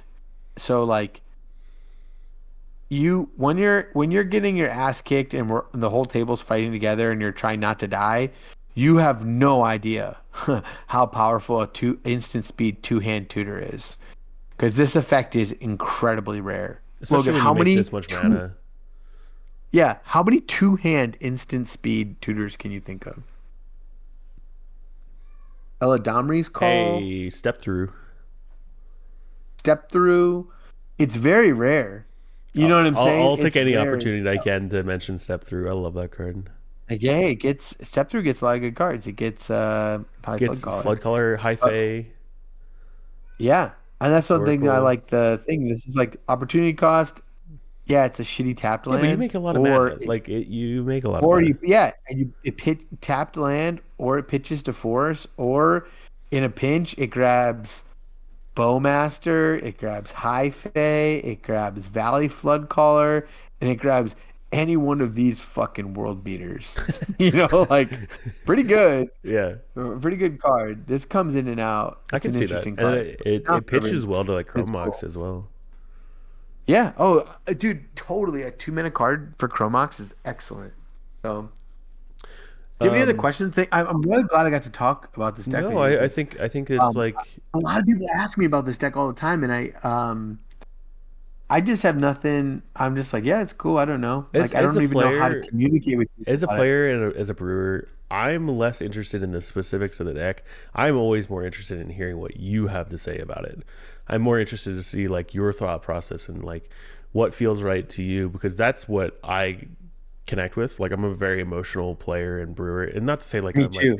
I'm not like emotionally volatile, but I would say that I connect better with like, well, how does this Feel and stuff. feel, and like does this card feel Yeah, right or does it feel good? And sometimes 100%. sometimes Because those things are wrong. Like sometimes I assess it incorrectly. I'm not saying that I'm like the arbiter of oh well, this feels good, therefore you know, but you're 100% right, dude, because you don't need to analyze the deck because the deck is already there. The deck is a document. The deck is there. Its performance and its gameplay is the thing, like the only part of it that needs kind of like intellectualization or like pondering is the personality or something behind it. mhm. It's why like I love reading like interviews with and listening to interviews with like authors and musicians and stuff because I want to know who they are, and then that kind of contextualizes the art. And Right. in our case, the deck is the art, and the only thing that can enhance the art is a tautology. It's its own thing. Like If you the handed this Marneus list, deck. if you handed this list to somebody else, like if you handed this list to me and you asked me to like explain it to you, I would not do a good job, because I'd be like, well, like these things interact or whatever, but I can't really put the context to it the way Sure. that you Yeah, could. then that's what this is about. It's about the context. Also, when did this card become? Dude, I I know it fucking love keeps this go card. printed once, It bro. keeps printed once, dude. Dude. Popularized by one bald guy. Hey, Cool you know deck what though. card's kind of I love kind it. of sleeper? Uh, What? it's the other card that has kind of the same cost as Marneus, Abaddon, the spoiler. Do you Oh, know? is that the Grixis one? Yeah. Dude, that's also his enemy in the lore, according to the things I've been listening to. Dude, They hate each that other. that card, I played that card in cEDH for a while. That card's kind of sleeper. It's How do you not that spell it? bad. Abaddon, it's yeah, that one. Don't worry, guys. We're gonna start a GoFundMe to have Logan play Abaddon at as my foil in the Envy. I get to play Marneus. He gets to dump Rogsai and play Abaddon. Just What think would of it like take, a Logan? hyper What proactive Grixis deck we can where raise $4,000 for a charity of Logan's choice. He will play Abaddon instead of wrong side. it's true, I would do that. You right would during your turn, spells you cast from your hand with mana XLS have Cascade. Whoa, whoa, whoa, whoa, whoa! Come on, this is so cool, and this is such a fucking Logan card. This is basically you get to play Maelstrom Wanderer Yeah, in and it's kind of like a wrong weird side. Yidris It, too. bro, why aren't you playing this? You turd, dude. I know, but This you is almost have sick. to play like really. First of all, it's only during your turn, which is kind of a downside. Oh, Um, what? but also, I feel like there's really weird like blood artist stuff you could do to like rip and start going and like finding blood artists like things. This just gives your creatures Cascade, bro. No, no, no, it just gives you your creatures haste. Wait. Oh, dude, this is nothing. This card's way better. No, Abaddon is. Wait. Why aren't you playing this? I don't know. This is I'm actually gonna bring it sick as back. hell, dude. Yeah, During your turn, this does more than Roger and Silas combined. It's a 5/5 turn for 5. Nothing to shake a stick at. During your turn, oh my gosh! Imagine if you were popping off with that little 1 mana warp card. You know what I mean? And then you get like every spell you cast on your turn has Cascade. Oh, yeah. dude, this is sick. But you He can't. You is almost his like enemy. you almost can't like run interaction though, Fuck, I because if you actually don't want cascade you to play this, interaction, bro. you know what I mean. Yeah, but you know what? You play some shuffles, dude. Also, this pisses me off because I actually don't want you to play this because I think in the lore video, Abaddon like kills Marneus or something. You know Never what? You mind, know what? I forget it, probably dude. won't play it in Envy, but I'll if I can put it together, I'll bring it. Bring it so we can play it in the lobby, and then we'll cosplay. I want you to wear this out. Oh I'll my wear god, this outfit, and you have to wear this outfit. dude, this guy's bald too. He's another Dude, bald another king. bald king. You gotta shave your head for this, for the cosplay. I told myself I wasn't getting Dude, a haircut until my son was born. And now my son's now born. I you don't know are, what to dude. do. Do it for Calvin. Shave your head. Listen to Marneus.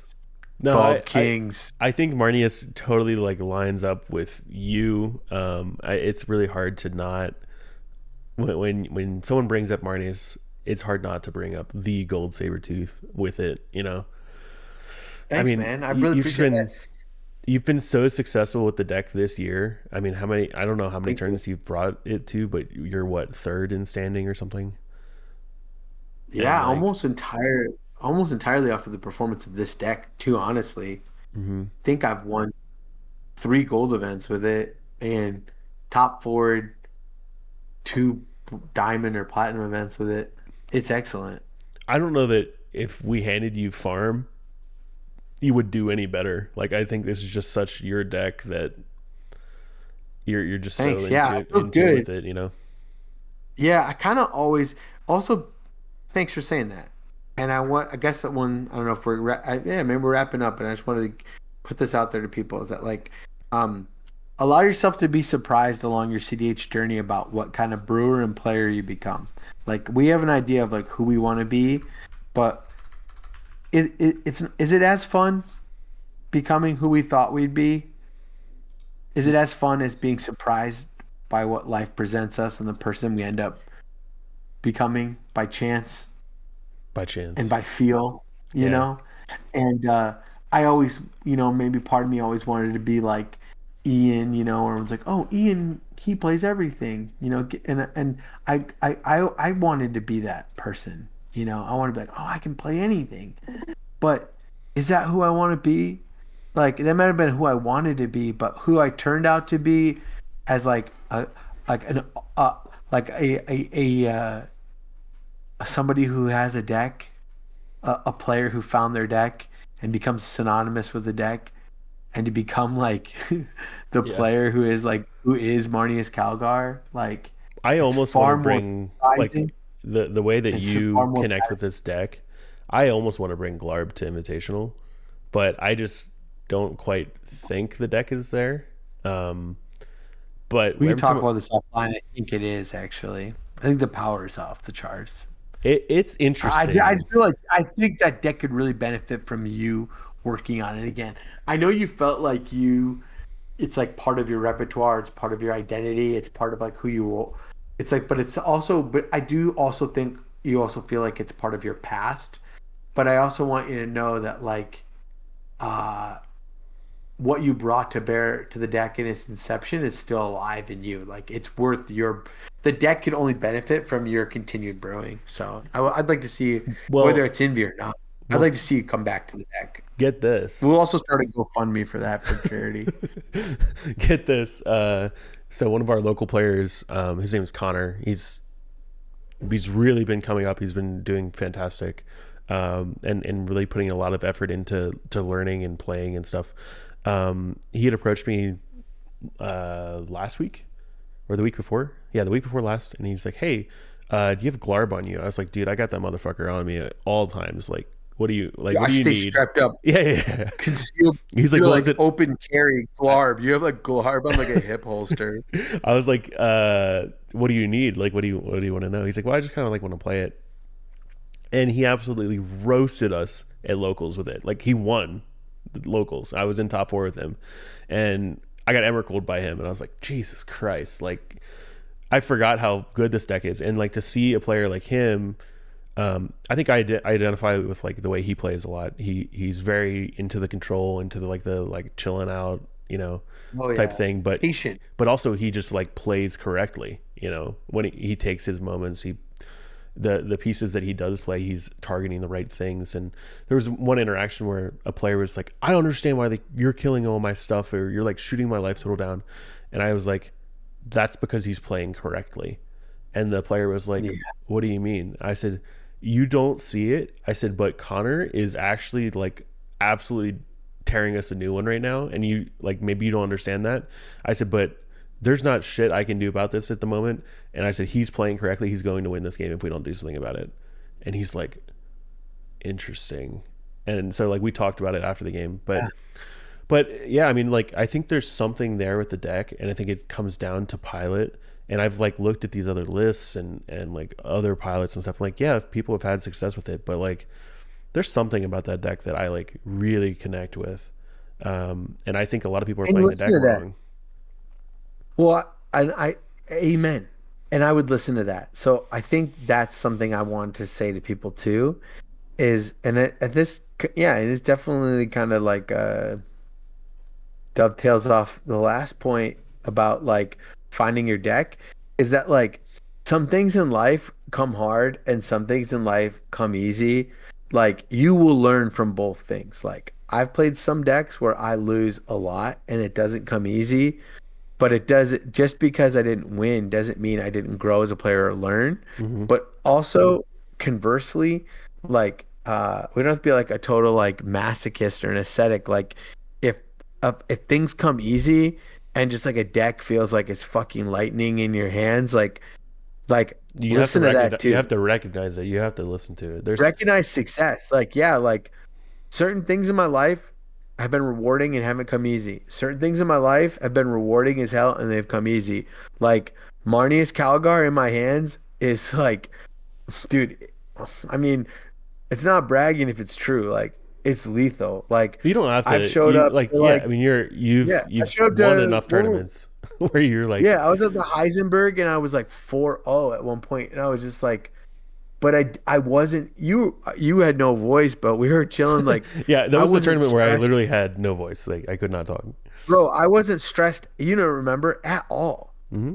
You know what I mean? Like at all. I went to Fishbowl. I was started out 4-0. I didn't have a like I've been in other games where I'm fucking sweating my nuts off and I'm like scrambling and fighting for every inch and like it doesn't mean that's a bad experience, but like trust it sometimes, like Max P was saying that when he was talking to you guys about like muscle memory index, like if you're gonna be put in a high stress situation, maybe it's not the time to like fucking like learn and struggle with a deck. No. There are spaces for learning and struggling with a strategy, but there's also something to be said about like, like dude, I like there's something about like what it means when like Kinnan is in Max Sternberg's hands. Like I know he likes Rogthras, but like that dude is lethal with Kinnan. Yeah. It is what it is. Like certain decks in certain players' hands, He's like he's you're like getting he's that's getting to great. that point with Rogthras though, to be honest. Like he's at that Sure, point. sure. No, no, I know. There's Yeah. other decks he's played. I mean, like Nadu and stuff, but there's certain players with certain decks when like deck is in their hand, like it's cool to find that deck for yourself where you're just like, oh yeah, like Logan with Wrong Sire Glarb, like the dude's nice with it. Like it's just like look out, like you know what I mean. Like this is like he's kind of like Dude, he's I firing on handed all I cylinders. handed Jason Satya last night, and we were just That deck's and he was like, I guess I'll play it. Turn one Ristic, turn two copy Ristic, turn three copy Ristic, turn four copy Ristic, and we're like, what is happening? Like we can't spelling on Satya again. Satya. Satya. This is definitely a commander you'd like, for sure. Oh yeah, dude, of course, man. Non-token creature you control. Dude's thick. Shout out to Aaron Miller. Yeah, That's sick. dude, Card's good. dude, he's a human. Dude, you can like do Jeskai human stuff with like Delny and Imperial Recruiter and Big Spellseeker. ass. He doesn't Great die. Dude, he casting has Menace cost. and Haste. Are you kidding? He gets in. He gets rowdy. He's got a big You make ass. dude, think about it, you make double Facebreaker. Oh yeah, and if you put bro, but if you have any energy synergies at all, No, no, you no. You can know like. what's even worse? No, I'm saying If you have even any of if you the if you have do. like a Zealous Conscripts type effect, gives you an extra combat and untaps, Oh yeah. you just go infinite win. Oh yeah. That's sick. One card win con. Yeah. Ooh la la. Zealous, dude, this card's sick, man. Yeah. Zealous Conscripts is a cool card because there's other ways to win too. Because like, even if you copy Zealous Conscripts, sometimes they can create token copies of like you can gain quote unquote control of things you control and untap them. There was a way where like token doublers, you were like you can at a game once. I think it was in Bello. I was like doubling tokens and I was gaining control of my own One Ring and tapping it, untapping it, and tapping it. You know, Yeah. if I'm not mistaken, that works. I did want to bring up, here's the meta share Yeah. for the past year. And Where we'll kind of should I- close do you out want on me to- this, but no, if Yeah, you yeah. just Where if you should I click on go? my screen, I already got it up. Like I'm sharing my screen with you. You got it. Oh, okay, cool. Let me look. Yeah, if you The last thing I have is your use social engineering. Okay, I see. it would be on Discord. So if you just click on like the Okay, Logan D. yeah, Okay, but you here I am, should yeah. I should be sharing my screen too. All right, I see it. Okay. Here's the meta share for the past No. year of tournaments with 60 plus entries. I mean, like you see pretty standard stuff: TK, Kinnan, Thrasios, Timna, Yeah. Rogsai, and then like how far do we have to go down to start getting to like the based decks? Like I think Glarb, like down here, like that's 9, 10, 11, 12. Okay, so like Yeah. we know that deck can This is when perform it gets well, starts getting good, guys. right? And then like there's Derevi. Where's Marneus? Like Derevi, Marneus is way Dave. down here. Yeah. But if you click on this, it's like Tim, Tim, Tim. Tim. Tim. Like you have so many consistent like placings with it, and like this is first out of 142, first out of 78, like third out of Thanks, 131. I mean, it's crazy results. These are awesome, and that's just Thanks, like man. you can take a deck and you put so much effort into it, and like you found Thanks. what like layers well with your skills, your skill set as a player, because not every player can be just like the perfect well-rounded, like your politics is a 10, your mulligans are a 10, like your brewing is like no one's like that, you know what I mean? No. So I think, as players, we could all do some work to identify like what is our strong suit. Like, yeah, Blue Farm's the best deck, but what does that mean? I don't know. It doesn't really. It's not about finding the best. There is no objective best deck. There's a best deck for you. Like, I mean, and there I is want an that for objective best deck. It's farm. Yeah, yeah, but I mean, like, Objectively, it's best. yeah, sure. But subjectively, there is it the is, like, best? what Not is- really. Yeah, but even if you look at the mean or the mode or the median, like things fall outside of that. You know what I mean? And just like know where you land. I mean, look at the meta share Like though. Like it's like no, I know, but I'm saying like you're right. Just because it is the best deck doesn't mean it's the best deck for you. Is all I'm trying to say. And I yeah, think that's like a exactly. platitude, and everyone knows that. But it's important to find that out for ourselves. Look at Evan, dude. It's crazy. Evan It's fucking made. He became well, like it's he Evan, became that Ian, guy, dude. Max, Yeah, that's kind of. I didn't even know Zach. Zach Adler played this deck. I Oh didn't know yeah, that. yeah. I Zach has just know Zach been. is a. I know as a Blue Farm guy. He's a killer player, dude. He's very good. He smoked us. And in Denver, Look at dude, this. smoked Look at me. this. Still the top. Logan Jones. It, man. Can't be stopped. I mean, There he it's is. won other tournaments, but it hasn't won a tournament that big. ATM Watt, dude. No, dude. Think about it. Ah, Guys, comment below what deck should Logan play for Envy? Wrong side? I'm playing wrong side. Kodama? I'm playing wrong side. Abaddon? Abaddon. Abaddon? That's so funny. Glarb? Hey, Satya? Cradle to the Guild got 10th. Dude, put that on. There you go. I did. I man, this. Look at you, dude. Wrong side. That's a pretty high placing. Should he play Glub Shido? uh, Glub Shido? dude, Well, thanks for I'm doing this. such a big fan of this deck. I know there's tons more to talk about. We could talk about mulligans. We could talk about No, play patterns and all that stuff. Maybe we'll try to get you on yeah. a gameplay on the channel here, Back, dude. I'll come and you can back with just my cook boys. us. I You got a love it. 9 and a I love 10, it. right? I got nine. I got 9-5 right here. Which Is this showing on hold on, screen? hold And on. 9-5. Yeah. I got this 9-5. This shout out to Convoke, one of the coolest. Okay, tournament TOs. Do this. Reach out to, um, reach out to Beckett / Dragon Shield and tell them that you'd like to do trophies for Top Cut. They sponsored these and gave them away. The top 4 players, they slabbed their commanders. Dude, maybe Um, we'll try to do that for league because we have a why? big Oh my league God, that's a coming. great idea. And they did it. They donated these. They slabbed them. And this is cool. I didn't even own a Marneus when I won this tournament. It was a 140-person tournament. Wow. They didn't even have, bro. They didn't even have one. How'd you get the other one?